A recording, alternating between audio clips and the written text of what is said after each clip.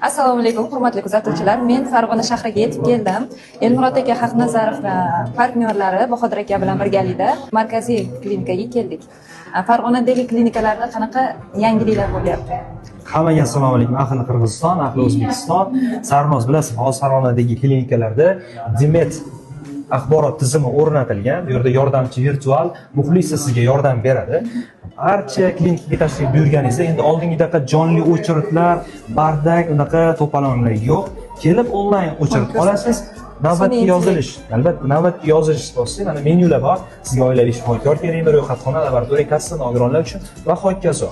Oilaviy shifokorni tanlaydigan bo'lsak, mana shu qismda sizni tanib olish uchun Face ID dan foydalanadi.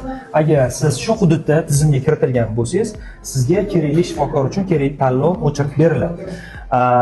Ichkariga kirganingizda ham hozirgi kunda retseptlar elektron tarzda beriladi va aptekaga kirib bemalol mana shu retsept asosida dorilarni olib shifokor qabulida foydalanishingiz mumkin. Umuman xodimlarni muomalasi, bu yerdagi sharoitlar, xonalar barchasi Hammasi a'lo darajada. Tanishishingiz mumkin bo'limlar bilan hammasi zo'r, ajoyib. Demet ilovasi orqali, mana shu Demet axborot tizimining ilovasi orqali uyda o'tirib kelmoqchi bo'lgan vaqtingizga moslab o'sha kerakli shifokordan o'chirib qabul olishingiz mumkin. Bu haqida yana batafsil boshqa post qo'yamiz Farg'onadagi klinikalar haqida. Bizni kuzatib boring.